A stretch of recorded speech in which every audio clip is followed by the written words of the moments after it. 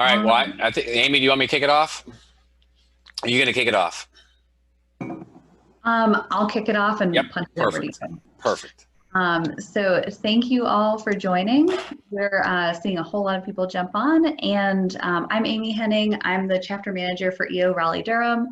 This is our 9th virtual learning event out of our series we're calling Coronavirus in Your Business. We have an awesome session for you today and some wonderful things coming Tuesdays at 2 p.m. in the coming weeks. Matt Zeman, our learning chair, has helped a whole lot with putting these together, and Olivia at EO Global has been great helping us get the word out as well. It's amazing to see folks join these calls from the far reaches of the world, and what started as a way to connect with our chapter in light of essentially canceling all in-person events for the immediate future has turned out to have a lot more interest.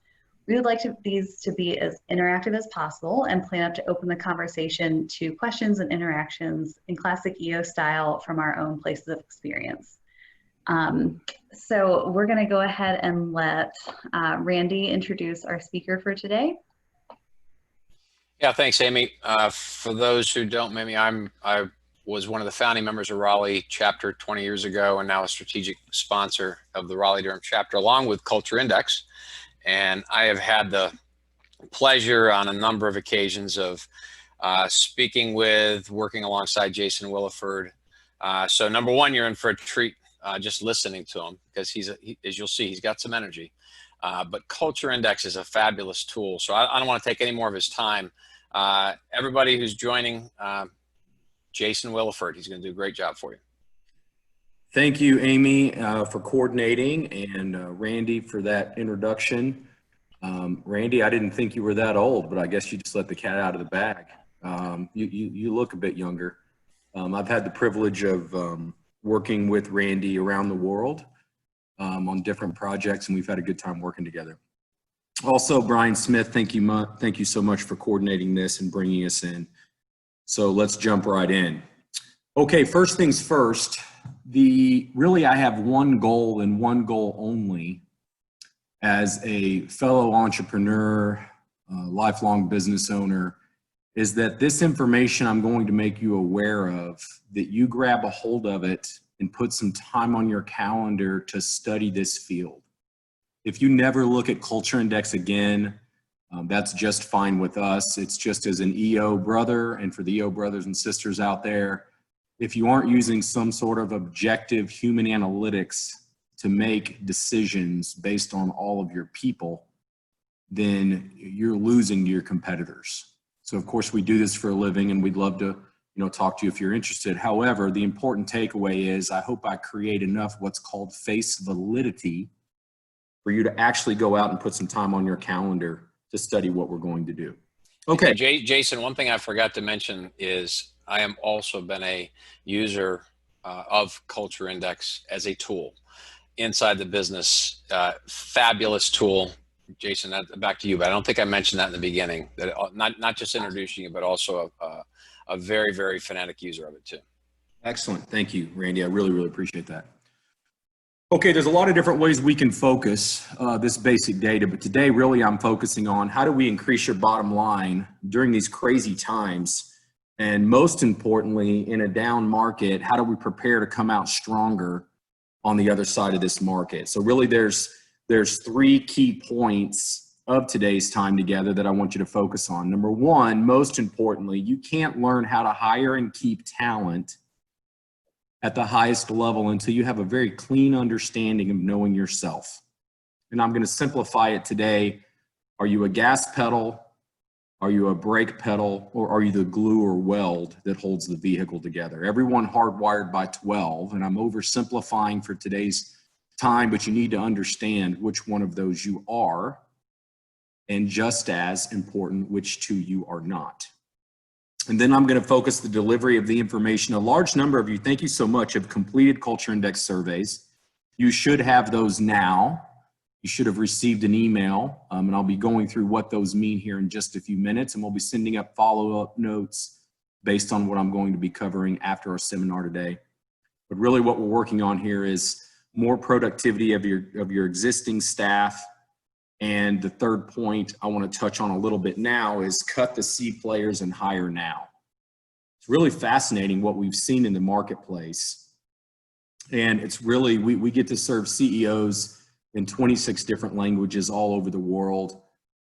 We have clients from startup all the way to Fortune 100s. The majority of our clients are between 30 and 40 employees and 400 or 500. So that's kind of our sweet spot.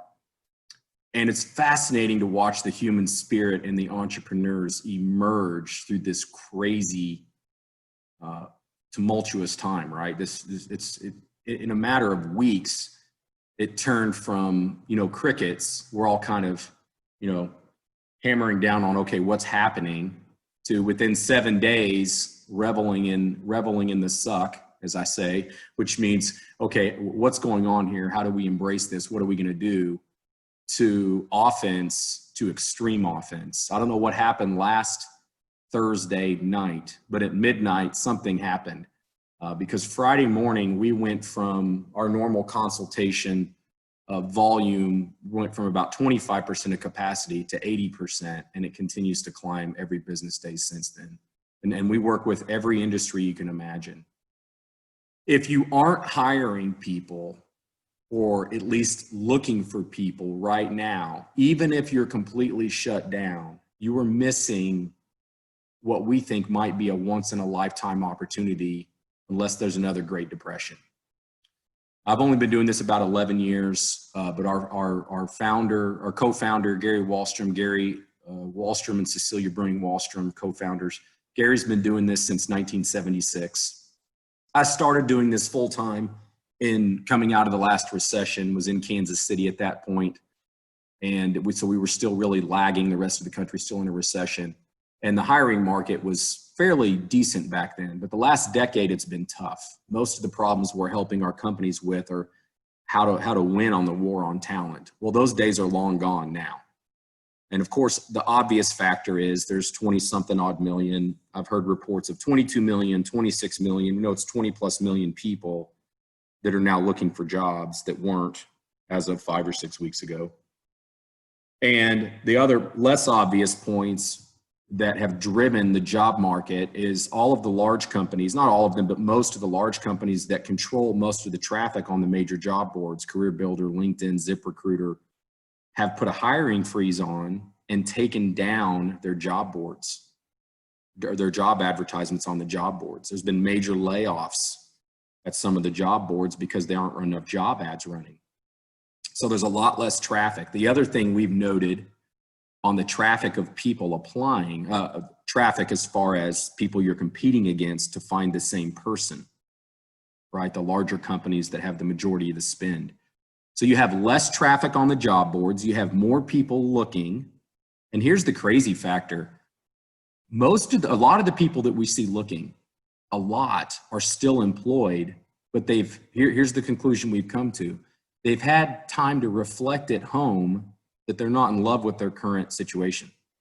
So we're seeing massive amounts of very talented people, record numbers of talented people, and a lot of these people are employed. So if there ever was a time to hire someone, it's now. Now, our revenue is down like everybody else's a bit. And so I had 400 and something odd applicants, and I have just simply, I'm trying to hold on to all of my great people. We're doing a very good job of that, but they're not going anywhere. However, I just staggered the hiring date. So if you're a small business owner, obviously cash flow is always king, but it doesn't mean you can't go find the person now that you want to hire later, even if it's 90 days. So the probability of you finding an A player now is higher than we think it's ever been, for sure, in over a decade. So it's time to turn offensive. And here's kind of a friend of mine and Bryan Smith's put it this way. His name is Doug Kisgan. He's a big EO guy out of San Antonio, Texas.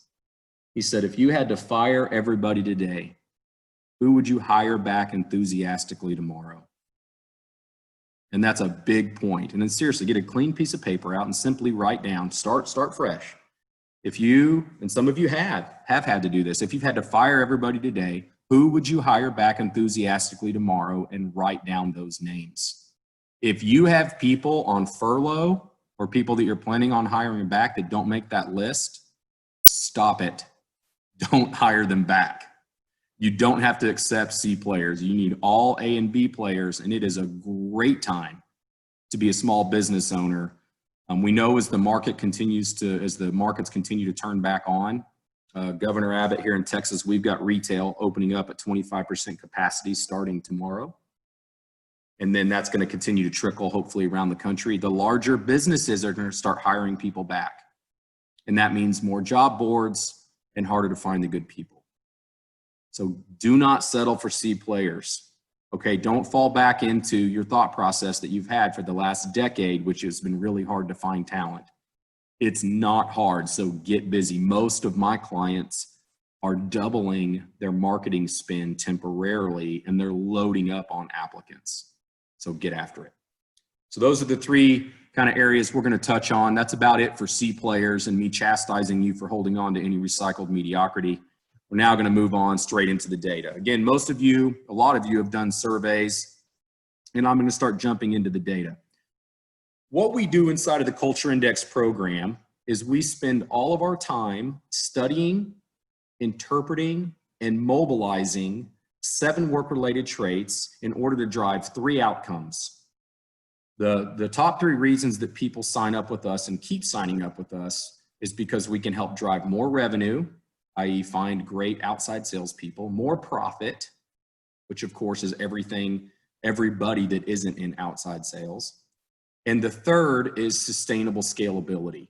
So for a lot of EO members, even YPO members and Vistage members, it's really about graduating from owning a great paying job to owning a business that runs without you. So that's really what we're in the business of doing, is teaching people. 10% of this program, the Culture Index program, is how do I find talent? And 90% of this program is trying to get you all not to screw it up and run off the talent we got you to hire. I will tell you, the hiring piece, and Bryan would, and all of us would say the same thing, is not hard. It's just math. It's probability and statistics. Just play the odds. You're going to hire good people. Now, getting most of our term of endearment, crazy entrepreneurs not to screw it up, is going to be a lifelong journey because they tend to run people over and unintentionally treat people the incorrect way. So here's what that means to you as you're looking at your, for those of you that have your surveys that have done them. You always start with the top graph and these 7 work-related traits before you look at job behaviors. The reason we start with traits, and I read a lot of articles out there, very, very smart people writing articles, and I love to consume the information in our field. Unfortunately, most of it is written about behaviors. The problem with that is behaviors are different than traits, in that traits are hardwired by 12. It's part of nature and nurture. They're intrinsic. And the big takeaway here, if you're a business owner, is that they stay constant. In other words, you need to study that which is solid state first, because behaviors, on the other hand, are constantly being modified. So job behaviors, the bottom graph, is a modification, which are learned and modified. They follow observations, perceptions, they fluid and change their response to external stimuli. So in other words, when you're looking at the top graph versus the bottom graph, you always hire to the top graph first, and you manage to the behaviors. So when I get to a major changing point in the presentation, I'm going to take a brief pause and ask if anybody has any questions. Amy, do we have any questions coming in at this point? Not at this time, but if you do have any questions, feel free to drop them in the Q&A. And just as a reminder, this is being recorded, so please don't ask anything that you do not wish to keep confidential, that you do wish to keep confidential. Yes, and well said, Amy. And along those lines, I failed to mention this at the beginning. We are known for a couple of things in our industry. One, we're known for boardroom talk at a radically candid level.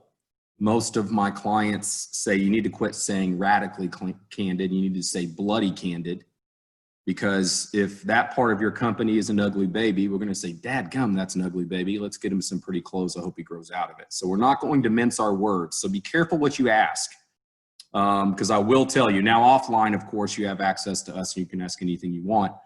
but we are known for being radically candid, and this is being recorded, so be careful what you ask for. The second thing we're known for in the industry is what's called our validity, which all that means is accuracy. So I want you to think of this data, thanks to the help of Dr. Louis Janda, who unfortunately passed away from health complications. He was getting up there in age just a few months ago. But he was our chief psychometrician who helped build this. What Dr. Janda finished, and he's written 20-something textbooks over his lifespan during the 80s, 90s, and early 2000s when he was at his prime. You'll be hard-pressed to find a stronger psychometrician anywhere on the planet as far as his level of expertise of building these personality inventories of all different shapes and sizes. And what he did for us is he put us way out on the bleeding edge of the science, which again is the marriage between psychology and math. It's referred to as psychometrics, which is usually a double PhD, a minimum of a PhD in psychology and a master's in math. And what they basically do is just take non-clinical psychology and marry it up with probability and statistics. When you look at these little dot structures, and I'm going to explain what these mean to you now, it's basically like a 4K TV of what's going on in between your ears. So we're known for the highest level of resolution and the way we deliver it in a non-HR friendly manner. Not to be disrespectful, and some people don't like the radical candor, and that's simply not what we're built for. We're built for owner operators that want to be told the truth, not a yes sir or yes ma'am. So that's what we're known for. So heads up on those questions. All right.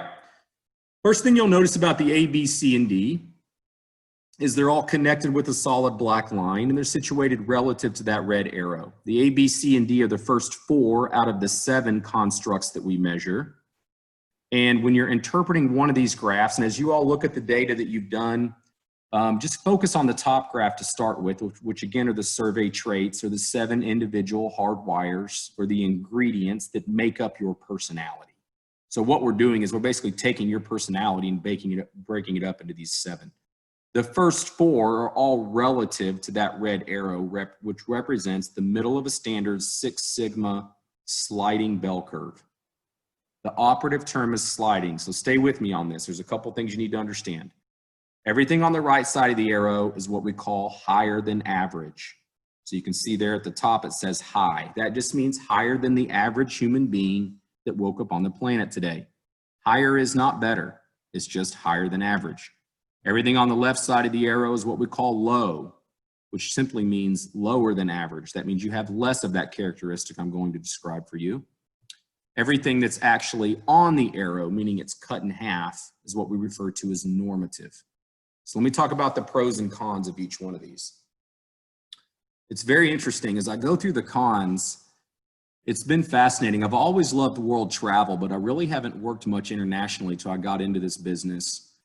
And what's fascinating about comparing, say, Americans to, I thought it was a capitalist thing, but it's not, it's an American thing, to other cultures, is Americans really want to talk about, we want to talk about what we're good at, but we don't want to own the weaknesses that are tied to that good.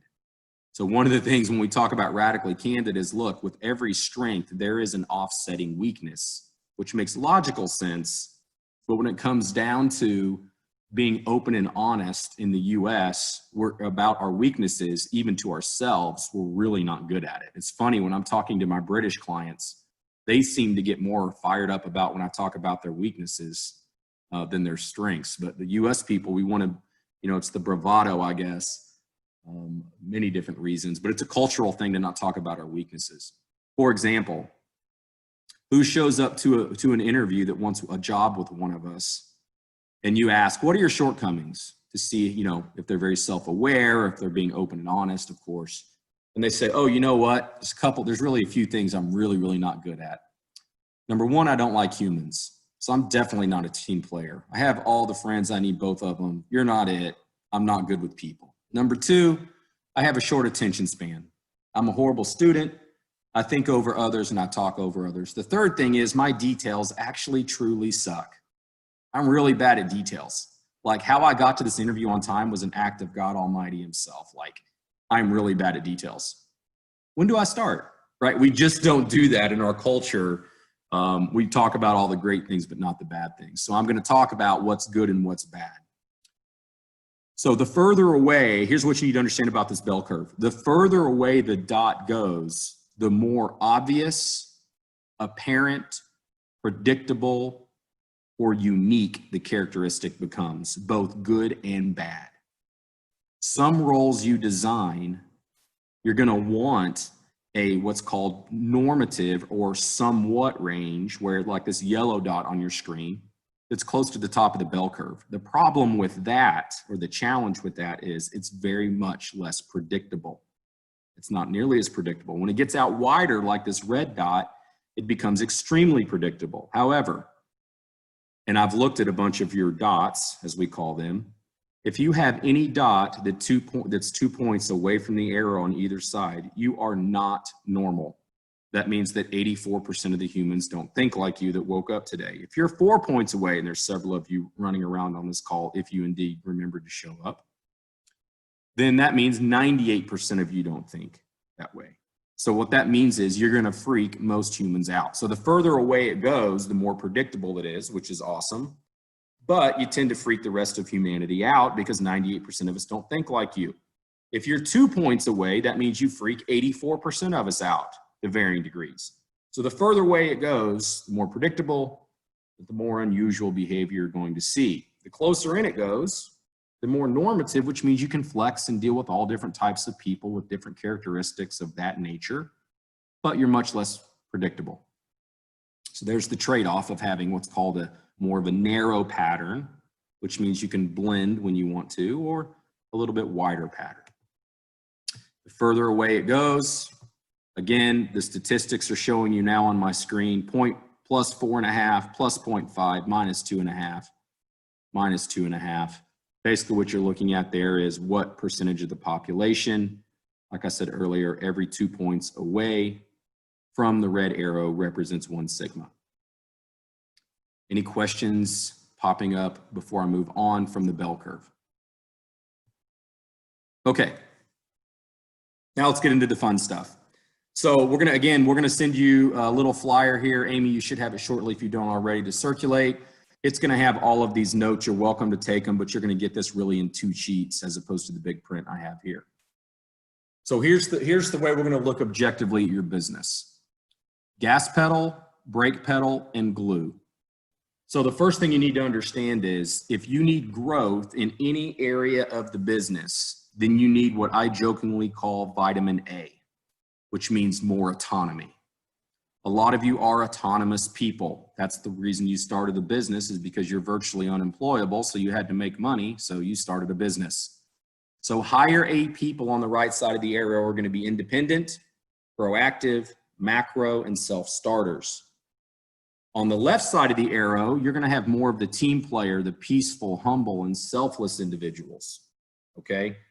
So how you maintain this if you have it, and I'm going back to the high A now, is you have to help these people hit their goals through your company, which is counterintuitive. I will tell you, while a lot of the EO members we work with around the world have a high A or have one of the key members on their team as a high A, almost every one of them, as a matter of fact.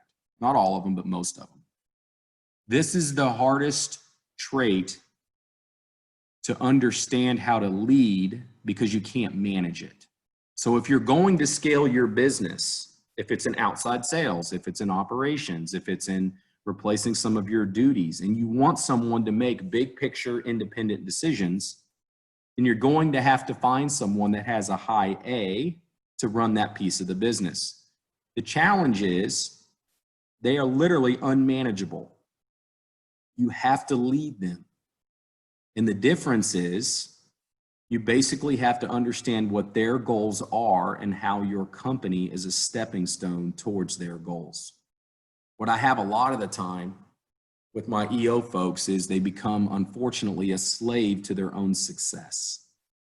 And it's really, and that's where the scalability comes in, and that is they hire a bunch of people predominantly with low A's because As EO, when we first get started, it's all about barking at people and getting them to respond. And then all of a sudden you wake up one day and you realize you don't have any assertive, aggressive, independent people because you ran them all off or you never hired them because they wouldn't do what you told them to do.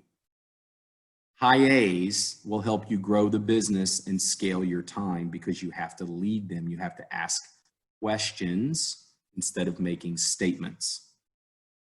That little point right there, gang, separates the people that we see that successfully scale their business from the people that don't.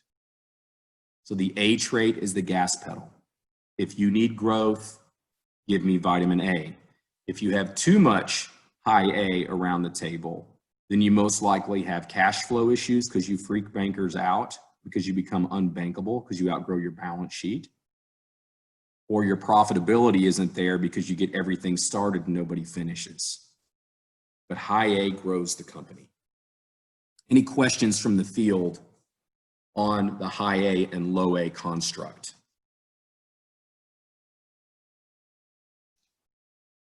Recently, we've seen a massive amount of these very independent thinkers. We've hired more new culture index licensees in the last 45 days than we have in any 12-month period in our company's history. Most of these people are VP of sales and up because we're hiring consultants, and it's fascinating. Most of them are employed and they're looking around and not admiring their leadership. So there's a lot of these looking for jobs, gang. VP of sales, outside sales hunters, director of operations if you're scaling, depending on your size, maybe even you need some of this and to varying degrees in finance. These are basically your growth-oriented people. Questions? Okay. Amy, anything pop up? Not yet. I just wanted to let everyone know if you have a question, you can put it in the Q&A section. You can also raise your hand and I can unmute you and you can ask your question yourself. So either way. Excellent. Amy, anybody pops up, just interrupt me. Okay, let's talk about the glue or weld. Thank you, Amy. The glue or weld. So think about holding the vehicle together. Okay, so if you got to grow, you need vitamin A. That's autonomy. What we're measuring here in the yellow dot is social ability. You'll notice on the right side of the arrow, you've got these characteristics: outgoing, optimistic, empathetic, warm, and approachable. On the left side, you have more of the introverted characteristics of reserved, factual, cold, distant, technical. We see a lot of people that get hung up on extroversion versus introversion because there's a lot of different definitions out there. So let me just tell you what we're really measuring here.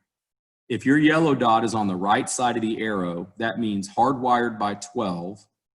Part of your personality needs, wants, and seeks social acceptance. If you're on the left side of the arrow, that means you don't need, want, and seek social acceptance. So we see a lot of entrepreneurs hiring people like them on either side of the arrow, which creates an imbalance. If you are the classic, what I would call hunter entrepreneur, where you're a high A and a high B, you tend to hire more social people. The problem is your operations and finance tends to leave money on the floor, meaning it's not effective. So when I'm looking for a good accountant, the harder the interview is, the more excited I get. Like the best accountants are straight up socially awkward. Term of endearment. They're reserved, they're factual, they're cold, they're technical. But yeah, I'm talking about, I want that B in the tank because they're really, really good with things that don't talk back, which make the interview about like a colonoscopy with no sedative. I mean, it's bad. Like if they don't have a little, like if they're really warm, outgoing, hey Jay, how you doing? Like, and they're really chit chatty. I don't want these people touching my books. I want someone that likes things that don't talk back, right? I want people that get excited to see my books. Like that's just weird. That's socially awkward. That's a great accountant. That's a great, by the way, executive assistant. I want us, because these are the people that are thinking and not talking. People punish people because they don't interview well. That is a very skewed and actually statistically inaccurate way to look at hiring. On the other hand, if you're a low B person and you're a problem-solving entrepreneur as opposed to a relationally driving entrepreneur, you tend to hire people that are more cold or distant, or you try to hire the nice people, the warm people, but you don't give that animal the food and water at once. Okay, I ask my entrepreneurs and I get the same, if they're a low B person, I get the same response. It's so funny every time. I said, okay, so 9:15, I'll pull somebody out that's a high B person. I'll say 9:15 Monday morning, where is your higher B person? And almost every single time they'll say, oh, at the cattle trough or at the coffee pot. I said, why are you there? Why do you think they're there? She said, they're wasting time. It's like, no, they're there because you're starving them of their social needs. Okay, so it's pretty funny though, when you get into it, if you have morale issues or you want someone to really, truly kiss your customers, you need some vitamin B. Okay, that's kind of the net. You need some of that outgoing, optimistic piece. Now, here's the key to keeping if you have them. They are not money motivated. The high A is money motivated. The high B is motivated more by who they work with than what they do and how much you pay them. So for all of you people that hold the purse strings tight, and I know a lot of entrepreneurs that do, you don't throw money at them, you throw time at them. You need to get to know them personally. So for your high BA players during these crazy times that you want to keep, in other words, all your really social, just think of your social butterflies that are really important to your business, you better be FaceTiming. You better be using, they need to hear your voice and they need to see your face because they want and seek social acceptance. On the other hand, if you're already that, don't try to get your accountant to smile. They don't smile, they're mad. Like they're happy being mad. And I know that'll blow your mind, right? Don't ask them about your weekend, you freak them out. Like, hey, how you doing, how are the kids? You think, how's your wife's birthday? It's like, why are you asking about my wife, dude? I mean, they literally get freaked out when people ask them personal issues. It's okay. Let the onion peel itself back. Don't try to force your way in. This is one of the biggest communication issues that we teach entrepreneurs on a regular basis, is the social ability. Any questions on social ability? So Paul Levering from EO Raleigh Durham says, based on these descriptions, it seems like I have multiple personality disorder because it seems like I equally display high and low tendencies. What do I do with that skill set? Stop it. So a skill set is different than a trait. So here's the key. The people that we see scale their businesses end up working in their strength. Just because you can does not mean you should. So if you're a high A, I don't want you acting like a low A. Number one, you're never going to be great at it. Number two, you're never going to be fulfilled. Number three, you're candidly wasting your God-given talent. So the key is understand which side you are and spend as much time in that unique ability as you can. And then hire the people that aren't you for the roles where you need it. So all joking aside, he did say, and I'm sure he was halfway joking, talking about multiple personality disorder. It's important to understand we cannot measure anything clinical nor abnormal. Although you would probably say most EOers are clinical, maybe, but we can't measure that. Any other questions? Yeah, Renee Doman asks, can you please repeat what motivates the high B people? Just getting them to get to know them. That's it. I mean, it's really simple. So when you're motivating a high B person, that's why I said you need to FaceTime them. They care more about who they work with. In other words, their relationship. Public praise, atta-girls, atta-boys, publicly. But most importantly, there's this huge place around here, and I'm sure you've got them there. If not, you can find something similar. It's called Topgolf. Anybody been there, familiar with that? That is the ultimate cesspool for high Bs. They just want to go have fun. And it's 3 levels of drinking and hitting that stupid little white ball. Okay? In other words, it's all about the party. It's the monthly parties. It's the holiday party. It's personal time. They also like titles and social status. But most importantly, they just want to get to know you. feel appreciated. Any other questions? So Renee also asked, 99% of my agency is women, Top Golf for them. Is there something similar? Yeah, how about a day at the, I'm not saying that guys don't like this too, because I got a lot of guys in my office that do, but I mean, I've done a lot of teaching at the spa day where people come and go. I mean, anything where you can be social and not talk about work. I know there's a group of ladies in our office that love margarita. I don't remember if it's Thursday or Friday, but it's predominantly ladies only, and they love, just whatever is fun and social. Every group is different. So yeah, Top Golf, isn't it? A movie night, just anything where you literally make space on your calendar to not talk about work. Okay, let's move along here. We're getting tight on time. I don't want to spend much time here on patience, but what I want you to understand is it's nothing more than the speed of movement. So again, reviewing, the H rate is the gas pedal that moves us forward. The B rate is the social ability or glue or weld that holds us all together. And the C rate is measuring, is the workload needed more steady or is it more scattered? We see a lot of people struggle with this when they're migrating their business from, everybody wearing many hats to try to put in some sort of organizational structure such as the entrepreneurial operating system or something like this. The more specific and finite the role becomes, the more repetitive the workload becomes, the more patient people you have. Highly patient people are motivated off of knowing what's coming next. The motivating needs are checklists and a consistent workload allocation. The motivating need is not to a group of serial offenders, drive-bys. I've yet to meet an EOer that's not a drive-byer. Hey, you got a second? And then you vomit something on their desk that you want them to do.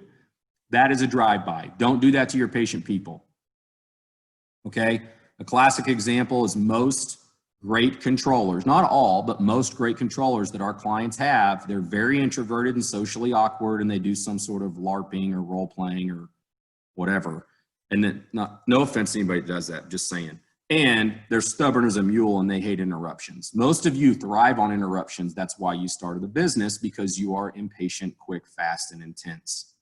So just give these people, as I call it, shiny object syndrome or squirrel.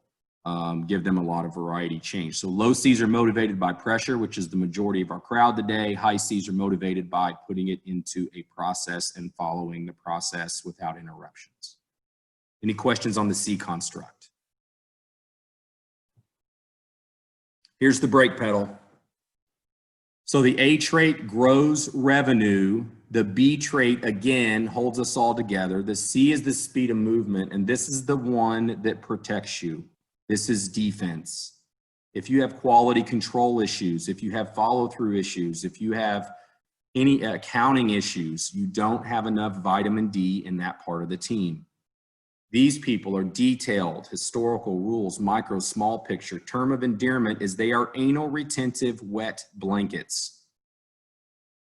Entrepreneurs hate it when somebody throws a wet blanket over their idea. They unintentionally underhire because they undervalue this because of the wet blanket tendency and the blame avoidant tendency. Those are two major turnoffs our owner-operators run away from this on, okay? You need that. You want that. These are the people you say, hey, I've got an idea, and you learn something from your EO forum or from a speaker, and you're like, I want to try this. And everybody sits there with their arm crossed going, uh-huh, sure we are. What about? No, we're not, no, we're not, no, we're not. We tried that once, it didn't work, October 3rd, 1984, right? And entrepreneurs hate that. They also hate perfectionists, high detailed people are really thin skinned and they won't own their mistakes. They don't understand the psychological need for having people that don't own their mistakes, because these are the people that really, truly double check without being asked. They dot the I's and cross the T's. A lot more of you will resonate with the left side. Some of you are higher D, but most of you are lower. Out of the box, unrestricted, unconcerned, non-conforming, and you argue for sport. So some of you are going to ask questions just to argue, because to you, it's not arguing, it's actually just thinking and talking. These are the people that if everybody goes left, they go right for no other reason than they have to go against the grain. If you get stuck, low D people, nonconformists, are really good at getting unstuck. Might not work long term, but think about this. They need no historically relevant information in order to try something to get out. It's a fascinating characteristic, but for God's sake, keep the low Ds out of your books. They will be a train wreck in a school zone with kids on the playground. That's a big error we see entrepreneurs make. So those are the really big traits I want to cover is, look, if you need to grow, you need sales. We all need sales now, but you want aggressive growth, then you need a highly variable compensation plan for your high A's. If you want social skills in your salespeople or in your inside salespeople or in your receptionist or wherever it's at, then you need to create an environment where you love on people. If you want to see a billionaire that mastered this, that was Mary Kay. She ran pep rally after pep rally after pep rally after pep rally, all the way up into the millions and then ultimately into the billions. Fascinating how she harnessed the power of social ability. In the C trait, is just, again, speed of movement. And the D trait is protecting your margin and your product quality. If you really think about the chessboard of building a business, it's fascinating. I thought, being more of a small and mid-market company entrepreneur before I got into this, not having a lot of exposure to big companies, I was going to find something different in these huge companies. It's fascinating. I've got the same problems with my billionaire leadership teams as I do my pre-million in revenue leadership teams. It always comes back to gas, brake, and glue. Always. It's fascinating. So that's the key to scaling, is understanding you're either a gas pedal, you're a brake pedal, or glue, whichever one of your traits is furthest to the right. That means you need to figure out how to work with the other people that will naturally want to drive you to drink before lunch, which is a negative connotation when you're trying to make money. So that's the key. Understand which one you are. Just as importantly, understand what you aren't. Real quickly on the energy units, this is basically just measuring the degree, how long you can adapt out of character. The person talking about, that joked about having multiple personality disorder, you probably are a high mental stamina person. I'm speculating. We can't measure ambition, but this does measure, think of it as, are you a marathoner or are you a sprinter when it comes to how do you do your work? I myself am a lower EU person, so I do better taking little tiny breaks throughout the day. Some people can just sit there, for 14 hours. I'll put in those long days, but I just need a couple little, I'll just get up and walk outside, walk around, grab a cup of coffee in the afternoon. That's just kind of because my EU is lower than average. Logic. This is measuring people, whether they're emotional or whether they have control of their emotions. 0, 1, and 2 means your heart's on your sleeve, both good and bad. 8, 9, and 10 means you are emotionally disconnected. Spock. 3 to 7 means you're somewhere in the middle. The great thing about hiring high logic people is they're highly logical. The bad thing about hiring highly logical people is they're highly logical, meaning they don't show a lot when they speak. They speak like a flatliner. 0, 1s, and 2s, and I've got some of those. We've got plenty of entrepreneurs with that. They tend to emotionally attach to things in a childlike behavior, both good and bad. Think of sales. 0, 1, and 2, you're lower. 3 to 7, you're norm. 8, 9, and 10, you're high. Less emotion, more hearts on the sleeve, shows passion. And that's why you're entrepreneurs, right? Because you wore people out emotionally. The I trait is measuring ingenuity. What we're measuring here is, are you an inventor? Most of you are not. Most of us are not. 0 to 6 means you're not going to think up the next iPad out of thin air. 7 through 10 means, as my 12-year-old son says, 7 out of your 10 ideas are cray-cray, Dad. And I said, what does cray-cray mean? He said, it's crazy. I said, no, that's pretty accurate. So high I's tend to think up ideas that don't have anything to do with what's going on in front of them. It's just a random idea. The reason this is on here is because a lot of our entrepreneurs peppered us for years, and then Dr. Janda put it on here in the early 2000s, of how do I find someone truly original to put into our creative marketing department? And that is why you have it on the scale. 0 to 6 means you're not going to think up the next iPad. 7 through 10 means you might. Next steps. If you're interested, myself, Bryan Smith, or one of our other Culture Index consultants around the country will walk you through a complimentary demonstration account. What that means is you're welcome to gather surveys for you and your key players. We're going to give you 1 hour. We are not going to try to sell you. We are going to try to educate you. If you want more after that, you're probably going to have to get your checkbook out, but this is how we market. We just go to work for free, add some value, then you can decide if you want to go further. Contact Sierra. You all have multiple emails from her. Most of you do. Give her a shout. Email's the best. You'll get to her quicker. And we'll go from there. Okay, so I apologize. I am 60 seconds over by my watch. For those of you that need to run, you're welcome to take off. I really appreciate your time. For those of you that would like to hang out, I'm going to hang out for a few minutes and answer any questions you would like. So with that, again, thank you so much for your time. I really, really appreciate you all opening up, and hopefully I've shed a little bit of light on the gas pedal, brake pedal, glue, and how to scale your business. Again, Bryan, thank you for setting it up. Amy, thank you for making sure all the details are done. Randy, thank you for the introduction. And with that, I'll open it up to Q&A. Yeah. Stephanie Clark has a question in just a second. I want to remind everyone next week at 2, we are going to have a presentation from Dr. Bell of Bell Leadership. That's going to be awesome. The week after that, and that one is going to be called How to Get Yourself, Your People, and Your Business Starting to Sprint Again. The week after that, May 4th at 2, we're going to talk about the $10,000 per month Google Ad grants for nonprofits, including your EO chapter. So that one's going to be awesome as well. Feel free to drop more questions in the chat, and we'll send out the replay to this as well. Everything from today will be at eoraleigh.com/coronavirus, and you'll also find links for our next webinars at that site, and feel free to send these out to your chapters and community members. And then Stephanie Clark asked, I'm a high A and a high C. Can you explain how that works? Sure. So high A's and high C's, what that means is you're going to be much more of a visionary, forward-thinking person. And just by law of averages, that means that your B as in boy and D as in dog are low. So what that means is you're going to be very, very gifted with analytical problem solving and strategy. Your biggest watch out, and we have a lot of entrepreneurial visionaries with your pattern, is you have a natural tendency to over systematize in order to mitigate human contact. In other words, you're going to be phenomenal at the strategy, but when it comes to babysitting, which is what you think breaking 2 people up that aren't getting along, you're not going to enjoy that piece.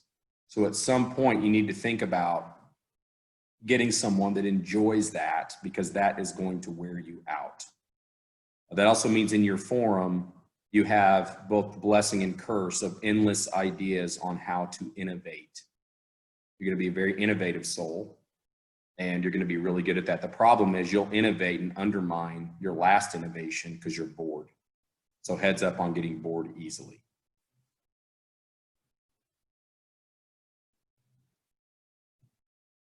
Amy, anybody else got any other questions coming in? I think that's it. Okay. Well, again, Amy, thank you so much. I really appreciate it. I hope this was helpful, and feel free to email any questions. Maybe we scared them all off, Amy, with the heads up disclaimer. Bryan, thank you again. And everybody have a safe and great afternoon, and then a good weekend. Thank you. Thank you, Jason. Thank you, Amy. Thanks so much.